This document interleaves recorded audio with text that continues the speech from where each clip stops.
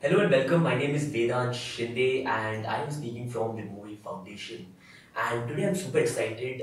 Firstly, because we have with us Gigi Matthew and Radhika Kaniganti in our studio here today. First of all, welcome guys. Truly appreciate having you guys here today. And a small background into it, Gigi Matthew is the country director for NVU India. She has crowdfunded 41 lakhs for this film that goes with the name of Punya Koti. And she's a chief story writer and curator of the Maker Movement, an empowering platform that reaches out to women globally to share their story. And coming to Ms. Radhika, she's the head at Devik Earth. She's the founder of K-Book Seed Innovation Platform, and she's also a TEDx speaker. So first off, welcome guys. I truly appreciate you being here.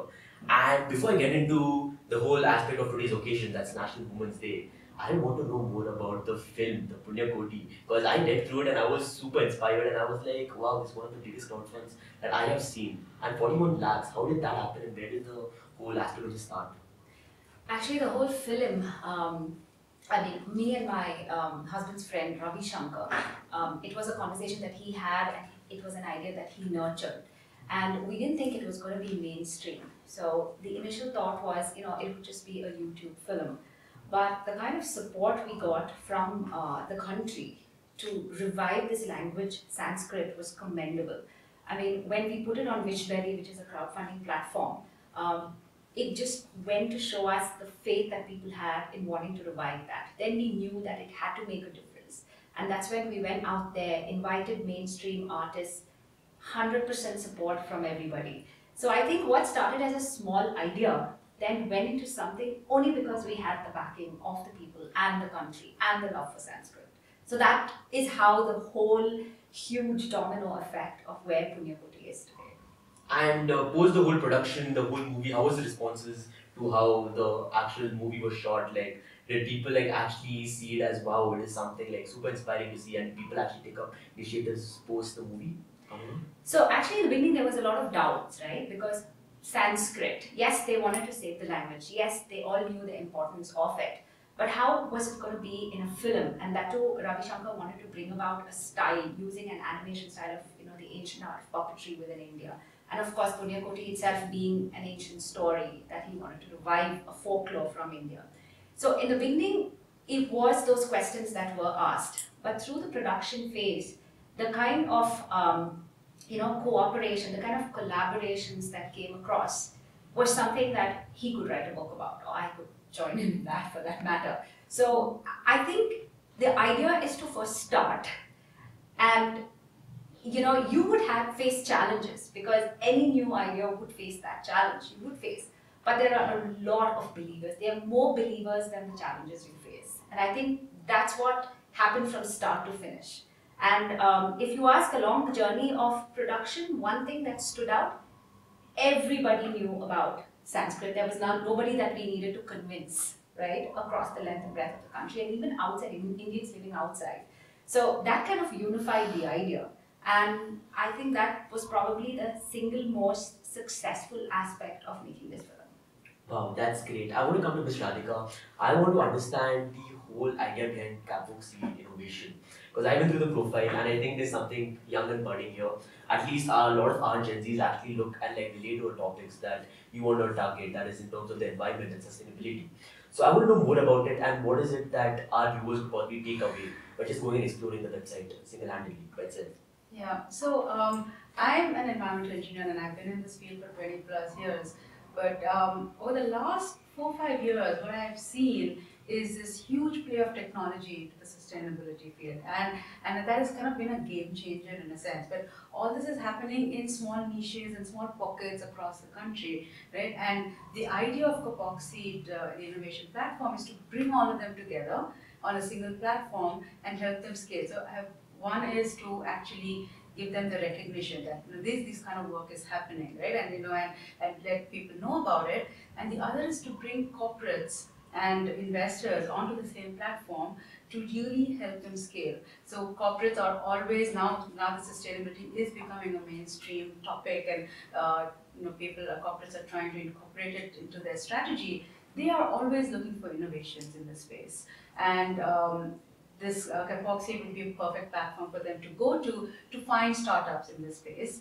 And investors are again looking for, impact. The impact investors are looking for startups, and startups are looking for funding. So the whole idea is to bring all these players together to help scale some of these innovations and make sustainability the default choice. Wow, that's great. And both of you have a lot of common in terms of how your work life goes ahead. It's not something an average 9 to 5 job like normally goes by.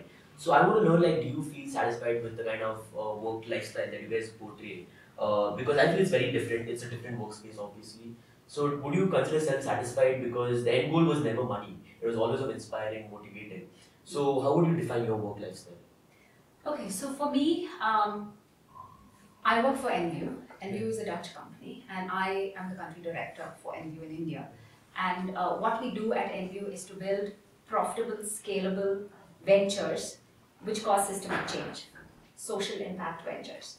So, through the ventures we build, so it's not like you sit in the office, you sit on your laptop and you're building these ventures, right? And the way we build these ventures, through a process which is human-centered design. You're actually on the ground. You're actually understanding what the problem is. You start from a system failure. You're going towards, systemic change, right? So a 9 to 5 doesn't exist, and I don't think I'll ever enjoy a 9 to 5 at all. And I think from day one, I've been an entrepreneur at heart. So I started as an entrepreneur building tech companies. Then I did Punya Koti, and then I joined NVU. And I just love that it's me, it's within me. So even if I talk about it on the dinner table, it's very inspiring, not just for me, but the whole family. Because like Radhika said, the whole world of sustainability is a way of life right now. You have to talk it. It's not a CSR activity, right? It has to be on your balance sheet. It has to be shouted from rooftops. And this is time already too late, if I'm not mistaken, right? So I think balance comes when you're passionate and you know that you're in the right place at the right time, doing something so worth it and so purposeful. I think it just becomes something that you love doing, and there's nothing called 9 to 5. You just live it, you walk it. Whether I'm composting in my kitchen or whether I'm building a $5 million venture, it's the same thing. You're making that change. And I think for me, that's where it stands for me. So I think the whole model and understanding out of this is that I think money and nothing will always come into the picture. But as long as you're passionate about what you do, I think you're just living life on its own. Yeah. But Radhika, Miss Radhika, how do you see the whole perspective from GG? Absolutely, I am totally with it, right? Because all my life, when I first did environmental engineering and people looked at me and said, really, okay, the job is in IT right now, but my passion was to make a difference, and that's what I've been, and like Gigi, I've also been mostly in an entrepreneurial field or in government. So so I was looking at both sides of it, right, on the regulation side, and then what's the on the ground difference that you can make by being an entrepreneur on the ground, right? So throughout my goal was really just to make that difference, have an impact, right? So I was in water management for the longest time, making a difference to the amount of fresh water that companies use, that industry uses, that communities use, right? It's the whole integrated water management system. So whether it is that or whether it is air pollution where I am right now, innovations, like right now we're doing this really innovative product for controlling air pollution. So innovations have always inspired me, and this is something that, like Gigi said, you just have to live it. You just have to live that passion. And there's nothing called 9 to 5, really. And as long as you're kind of really living your passion, knowing that you're making an impact, I don't think it's work anymore, right? It's just your life. So there's nothing called okay, I shut my computer at 5 o'clock or 6 o'clock and stuff, right? You're just constantly trying to find better ways to do things and better because you see that impact on the field, right? You see that impact on the ground, and that drives you. I think that's pretty much defines how I've been doing this. Yeah. You just spoke about environmental engineering that you actually took up, and right now I'm seeing it's a pretty buzzing field right now, at least in terms of us as Gen Zs and would tend to call it youth. So back then, there were a lot of skeptical minds that actually questioned your whole thought. And right now, do you look back on it and do actually people come saying that I want to really do and be like inclined to what you're doing at the moment? Oh yeah, I mean, when I took it up, everybody's like, "Oh yeah, environment, that's a good field," but nobody really knew anything about it, right? I mean, it's like, okay, probably thinking in the back of their heads, like, is this girl crazy, I'm actually seeing this over the last, as I said, 5, 6 years. I mean, people are now talking about it. People are now, they're not treating it as a CSR activity. Okay, let's go build toilets, or, and then we feel like we've done something It's a really field of good. its own.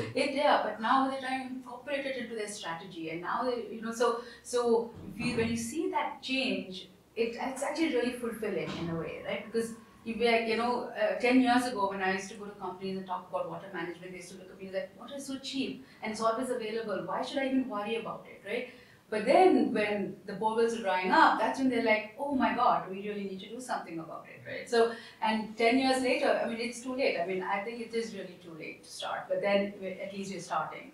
But now people come up to me and sustainability, and this is so much happening, and I think that's the excitement that I'm sensing now, right? There's just so much happening, so much to do, and so many new ideas, right? And I think with technology entering into the field of sustainability, it has just made a huge difference. And in terms of scalability of solutions, in terms of just adaptation, it's amazing. Yeah.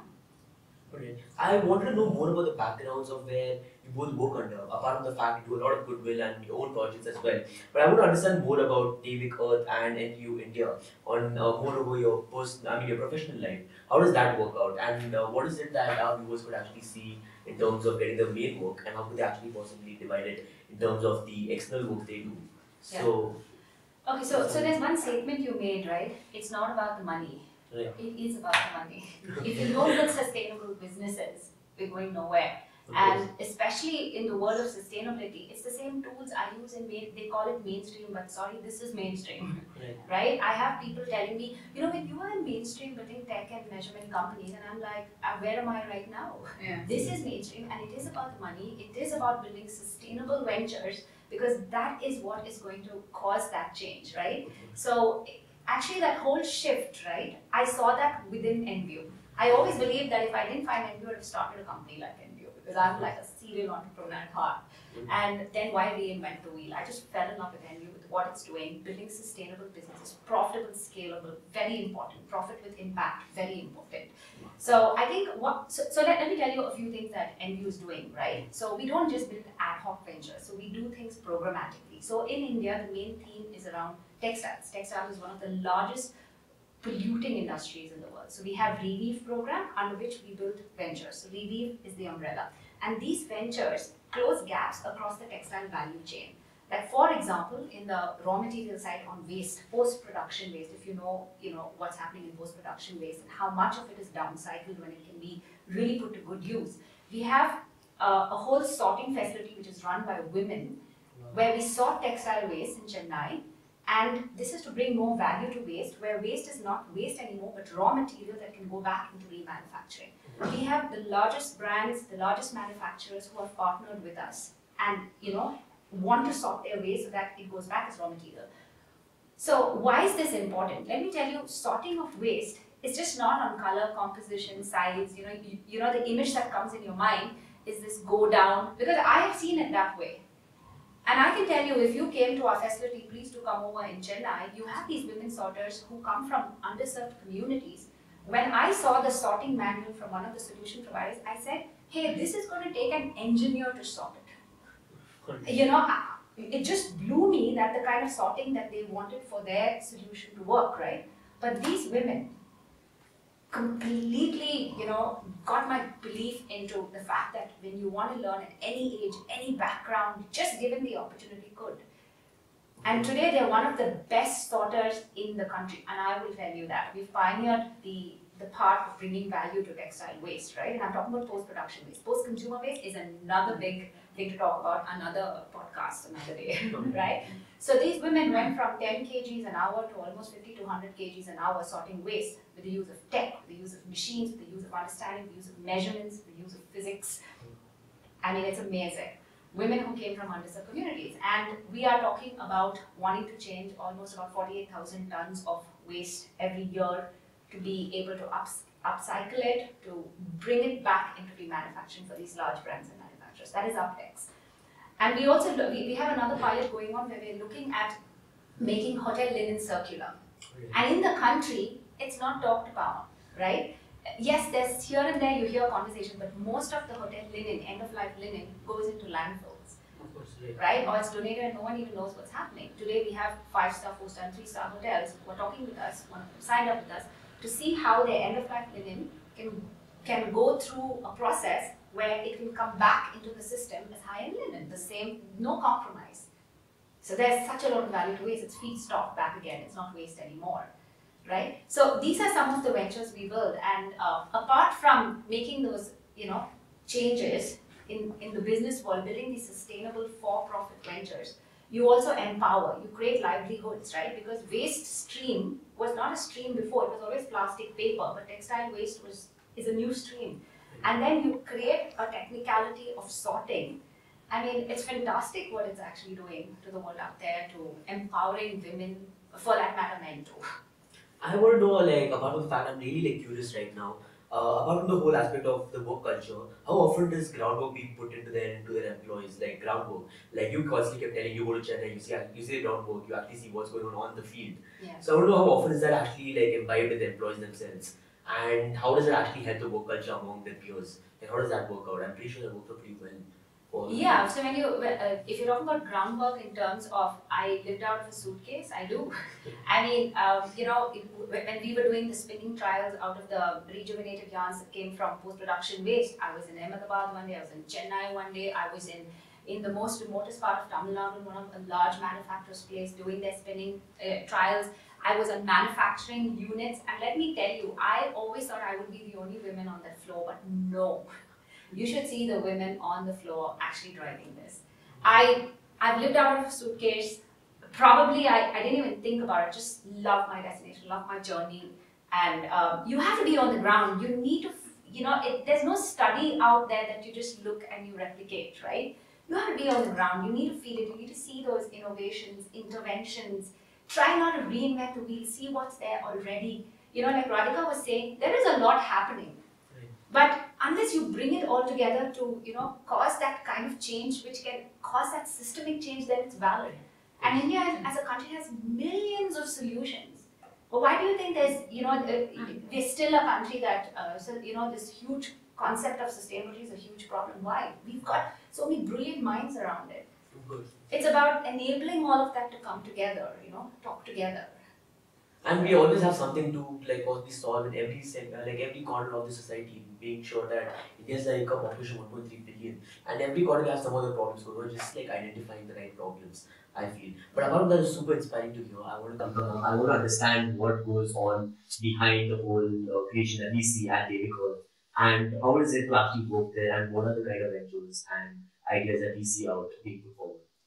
Yeah, so at Devika, first and foremost, let me introduce what we do. We build an air pollution control equipment, and that works out of radio waves in the 2.4 gigahertz frequency, just like our Wi-Fi, right? So, but they are pulsed. And what it does is it creates a field which results in the reduction of particulate matter. Now, particulate matter in the air is particles which is less than 10 microns and less than 2.5 microns. So, it's at 1/70th of your diameter of your hair. So they're really small, and the idea, what this does, and this is prevalent everywhere. You can see it now. Any kind of activity really, generates this particular pollutants, and it causes a lot of things, including chronic diseases like diabetes and cardiovascular disease. So our technology really helps to get that. Now I'll come back to something what Gigi had mentioned about profit, right? Traditionally, environmental solutions were always considered as NGOs, right? From the time, we're doing anything, you can do it for free, or you can do it for really, really minimal cost, and it's just water, and that doesn't work. It's not sustainable, it's not scalable. Just as tech companies are charging for their services, their products, I think environment companies have a right to charge for their products, and I think I think is increasingly becoming more now. I mean, because with all this, this bunch of startups in the space, it's all now for profit, and I think that understanding is coming in to even the corporates, right? That these services are, these technologies, these products are worth paying for, right? And so at Daily Code, we have a small team, but really a kind of A-level team. We've got RF engineers, we've got data scientists, so all of them working to this, to create this product. Our product is primarily for industries and government. So we've got deployments in Lucknow and Chennai, where we're clearing air pollution in cities. We've gotten across steel plants, cement plants across the country, where we're clearing air pollution. So I think as a technology, we have come a long way. We're 4 years old now, and we've come a long way. So yeah, we are looking forward to actually releasing some new products this year. So yeah, that's where we are. On that thing, I had a question. I mean, it's newly come to the picture that yes, a lot of environment-based sectors should actually get a basic source of revenue and income, and they should be taken seriously in that context. But I think along the coming years, probably let's say 50 to 100, do you think all these resources eventually get economically feasible in the coming days? Because I think at the end of the day, everything that comes down to it's like where do we start? Where do we make a start? And that's always going to be at home, is what I feel. So do you think like down the line, probably there would be resources coming in which would possibly make it easy for people to start at home, and then probably they could go covering the bigger aspects? Do you ever see that coming? I mean, for sure, you have to start at home. I mean, I think that's a given, right? Whether it's like she said, composting, whether it's water management, you start at home, right?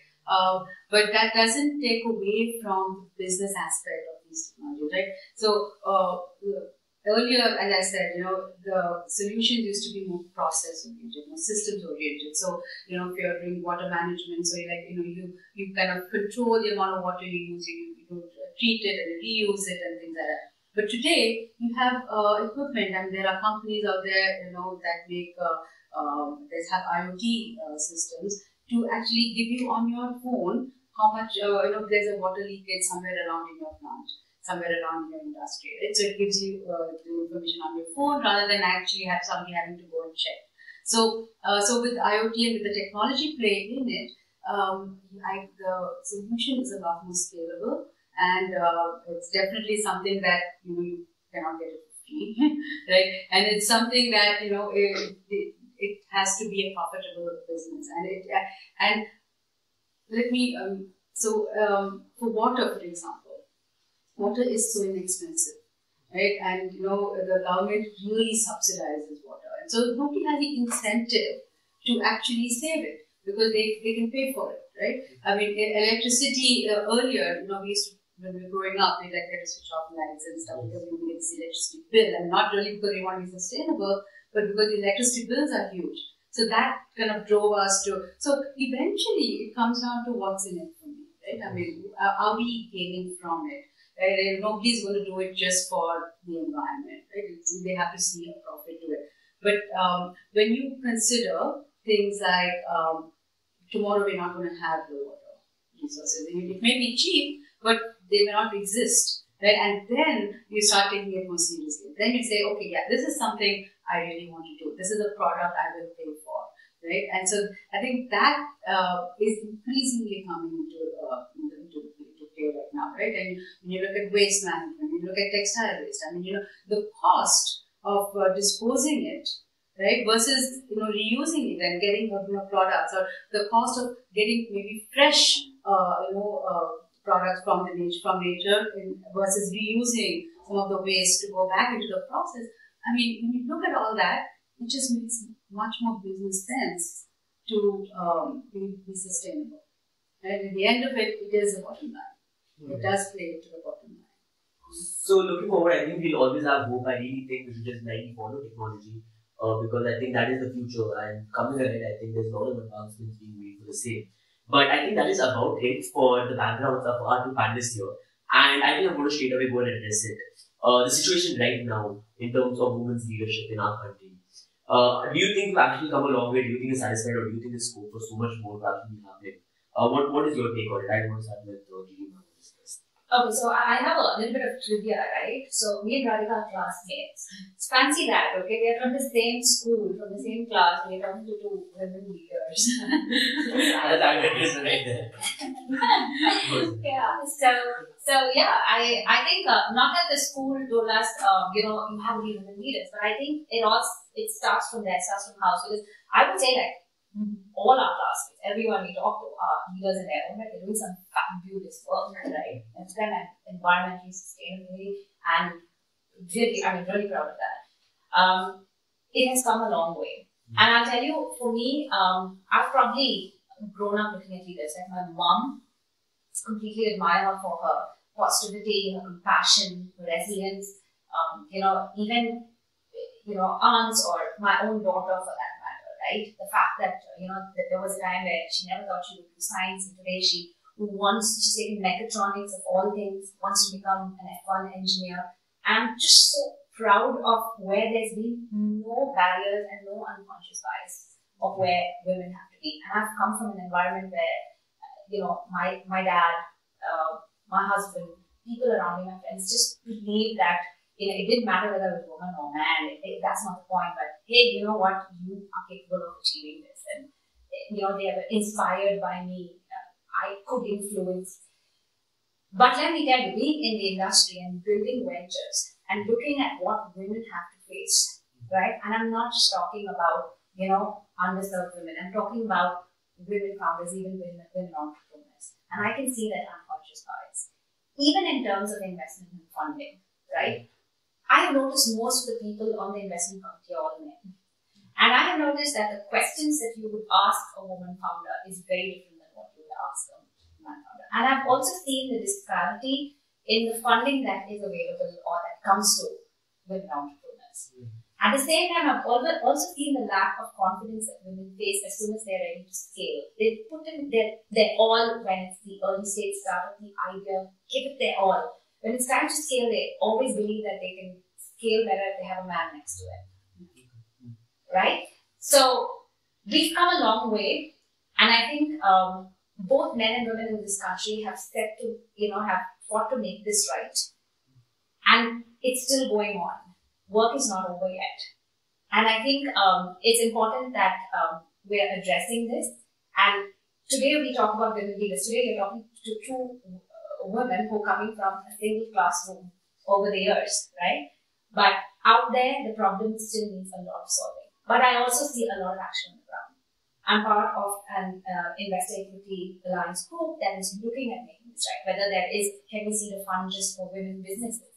Can we mentor and nurture women? Can we have them network? Can we give them opportunities? How do we make this right? And we have to do this with both men and women.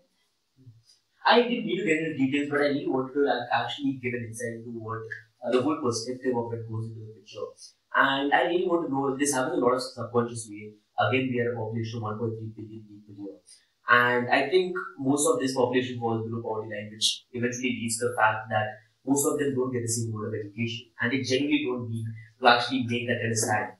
But what are the steps in your intake that you can actually learn from your corporate life that you could actually tell people that, yeah, I think we could fix this? These are like basic steps that you could actually kind of avoid the basic stereotype here just by doing this small So what would be your intake on that? How can you avoid that? Awareness, right? Let's take a small aspect of financial literacy, right? So we had one of NBU's venture called Lakshya, which was into empowering especially women folk about what it takes to be financially resilient. Because during COVID, we noticed that when the family fell apart, it's women who rose, in those underserved communities, they rose above the issue to make that change. And by equipping them with awareness and introducing more of these kind of products and interventions and innovations to help these women, small things, like say for example, gold saving, right? Where women don't even have to tell their husbands, because a lot of these women below, poverty line, they don't have an opportunity to save because they are not allowed to. Husbands take it away, and they don't have a choice in this matter. But to give them an easy option to save, start that small, making them understand it's possible that they can make that change. During COVID, I know a whole lot of women actually had that little money stashed away so that they could pay for them, for something that could change their lives. And I think it starts with that. It starts with something small. It starts with literacy. It starts with awareness. And I'm talking specifically about financial awareness, right? Like that, there's a lot of things. Like, Radhika, I'm sure when you talk about water, or when you talk about, where does it start? Who are you educating? It would be mostly the women, right? I mean, that is what I think. Yeah, no, in fact, that is one of the things I would want to mention is anywhere, whether it's urban or rural, right? Especially in the rural areas, the woman is the one managing water. Right? Managing water for the household, walking 5 kilometers to fetch water, and managing it for the entire household. And yet, in our country, most of the panels that talk about water literacy, water empowerment, water policies are all men. And why is that, right? And I'm part of a group of women who are actually working to change that, who are working to change and get some women's voices on that, right? Because I mean, how do you make effective water policy if you don't have women on it, right?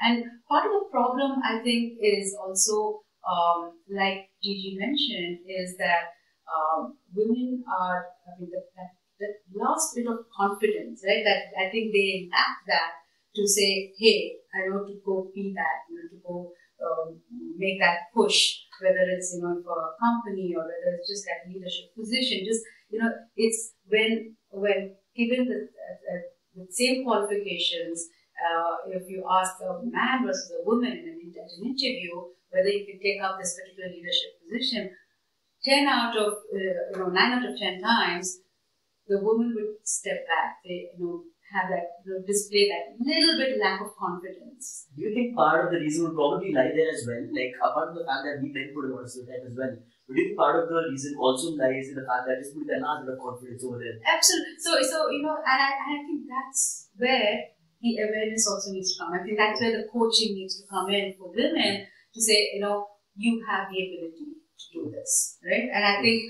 that would actually help a long way to get more women leaders. And I think it's also from home, right? The women think twice. It's because they have, elderly parents to take care of, and it's in their scope to take care of them. They have children. They have a whole lot of things, and that's why they take that step back. And if a position is given to them, they sometimes I've seen women being totally at peace with themselves, saying that no, please give it to Mr. So and so. Yeah. At least without any regret. Yes. But the part is that who's standing behind them to make them feel that, hey, we got your back. We can do this. I think that's where a little bit of difference is made, and it's made a very big difference. But I want to come to my next question. I think Gigi ma'am just mentioned about her role models. You spoke about it, as well. But how important is it to have a role model, to actually be a woman leader? And actually, like you mentioned, the push as well. I think a lot of these factors actually come in the picture. But how important is it to have a role model? And if so, who is that one role model that you would love? I live by role model. So not just it's going to end at one. Yeah, it's not going to end at one. And I think that's what has been my stepping stone to, bigger things. And not only that, whether it's bigger things or even challenges. When you're down in the dumps and you have this challenge, it's all big. Like, for example, I really love, Sudha Murthy for her simplicity. I like what Kiran Majumdar has done, who she is. Vani Kola, Alami Capital. I mean, she's somebody that I aspire. I mean, I've got big plans around what she's doing. It can go on and on who my role models are, but it's very, very important that there's someone inspiring you, because I always believe when women inspire each other, great things happen. Having said that, it's not that only women have to inspire women. There are a lot. I'm just bringing up women names, but there are a lot of other. But is there any male role model you look up to as well that you could name? A lot. Oh my God, I really love what he does, what he is doing. I mean, like, who he is even at this age, and for the kind of person that he's very tall in, right? Yes, and what he does.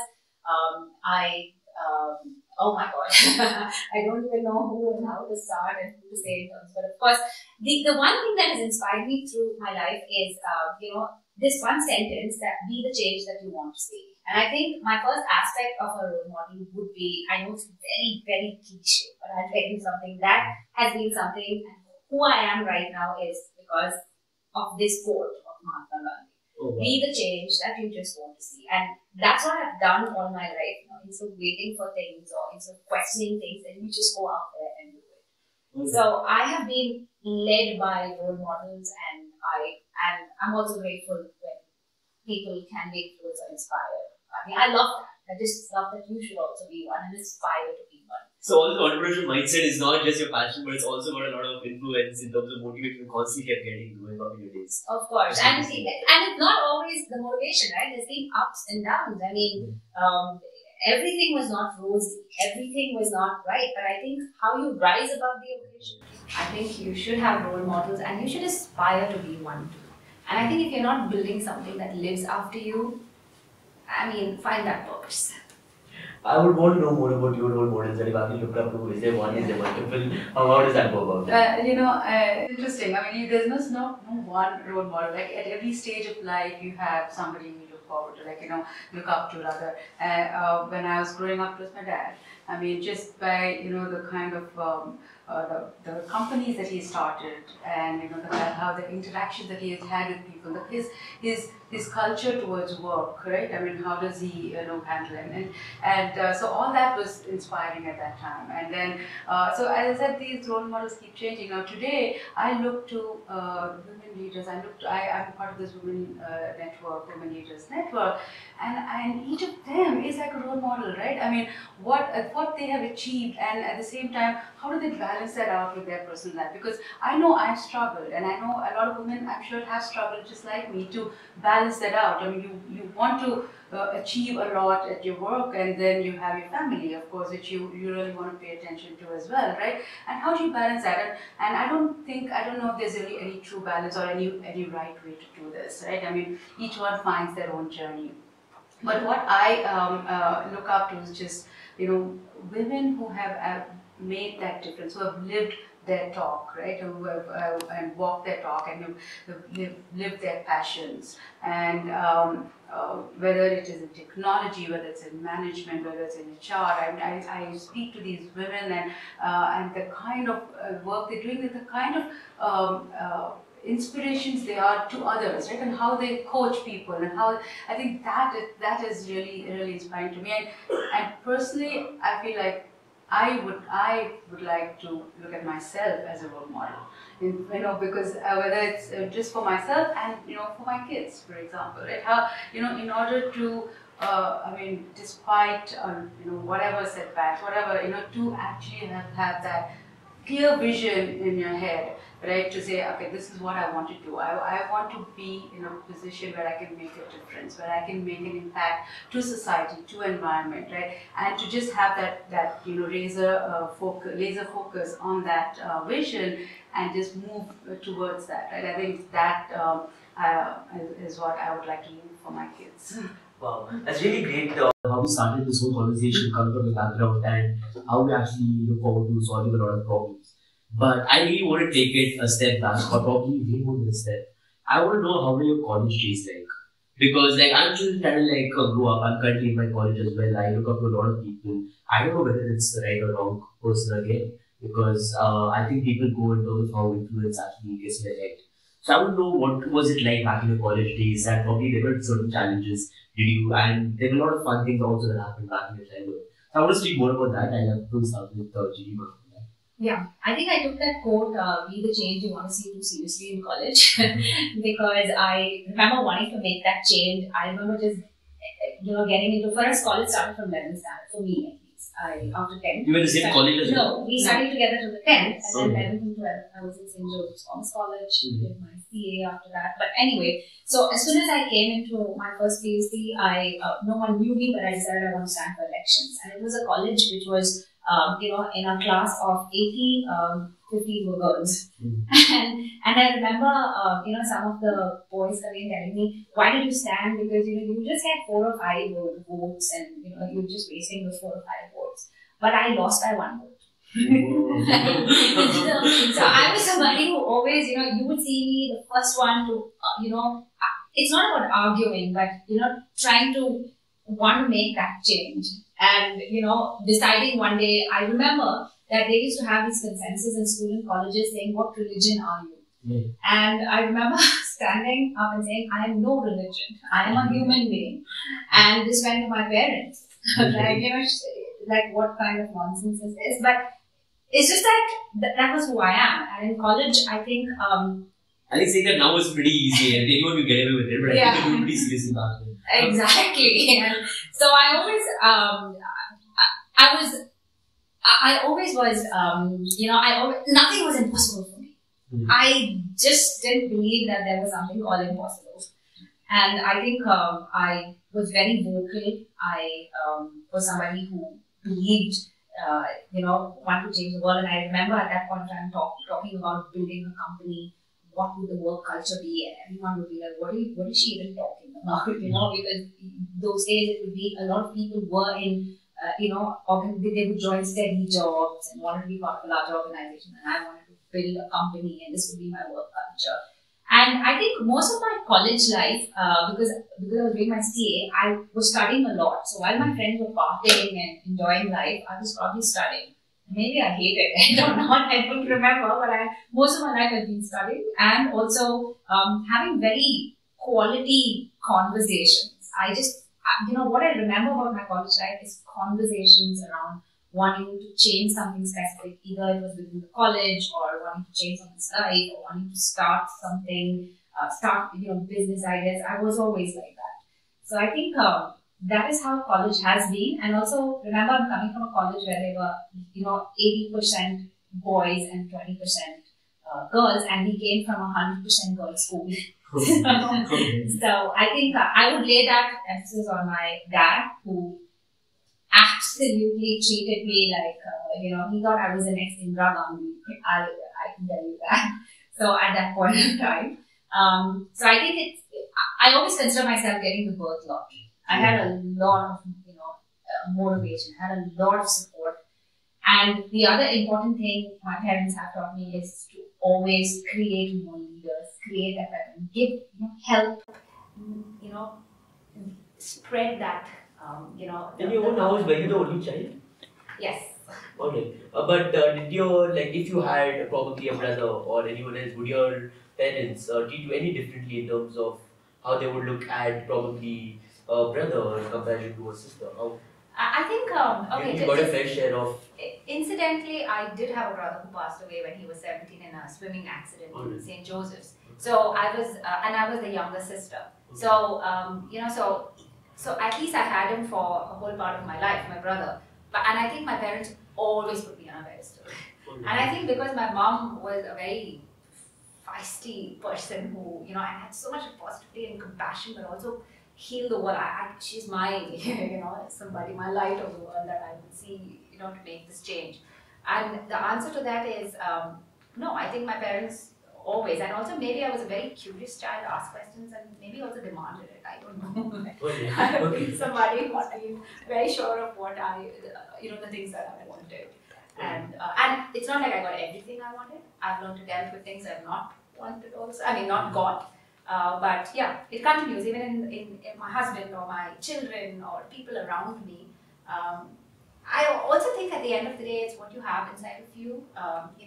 Be grounded. Focus. And be kind.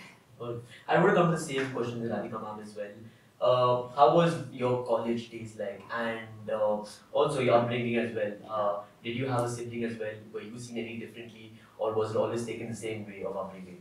Yeah, so growing up, my parents have been extremely supportive. I am the older child and my brother is younger than me. And they always, looked up to me. And I was like, perfect. I was the top of the class. I was, and they sent me to hostel but kept him at home. They were just like, there was just no difference that, okay, she's a girl, or, she needs to be kept at home or anything, right? And they've always encouraged me to go conquer the world, right? And so one of the things that really left an impression on me growing up was I attended one of these, kind of motivational classes or whatever, and they asked me, they asked the participants, right? So, what are you responsible for? What are you responsible for? And that was at that age was just okay. What am I responsible for, right? And then they started like, okay, so you are responsible for yourself, your family, your house, your society, your country, and the world. I mean, so your responsibility really extends to the whole world, and that kind of stuck with me, right?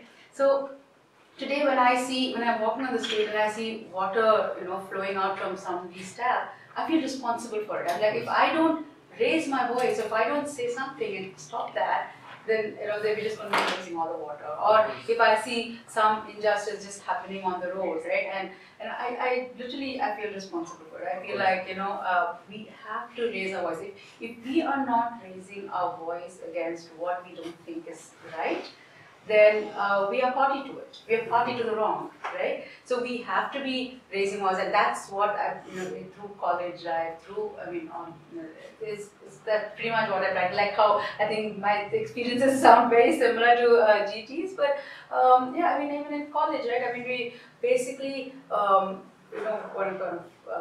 raise awareness on certain issues, raise it up with management, make a difference, and in communities, get waste management out, get water. I mean, so it is like if you see that something is not going right, I think it's a moral responsibility, I think, to do something about it, and that is something I feel like I think my kids have also gotten from it, because they see something going wrong. They say, okay, that person is just doing something to another, or say on the road, right? I mean, there's something happening, there's a fight happening, or there's something. They want to go and raise go stop it. They want to raise their voice against it. Right? So I think that is something I've always carried with me, and I've sort of always tried to so whether it's working with government, and I always think any systemic change, one has to work with the system. You cannot bring a change from outside.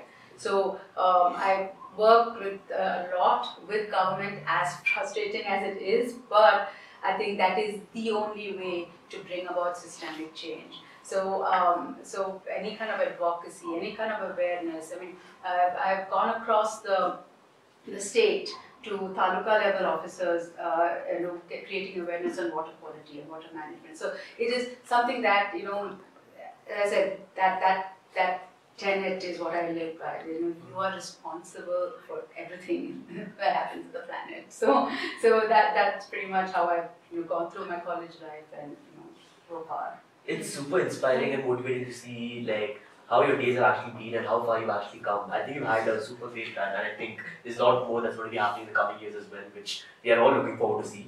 But let's come to our final question.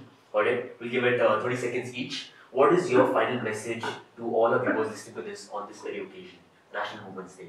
We'll start with Jijima. 30 seconds. Your take. Be the change that you want to see, and you are capable. You can do it. We have your back.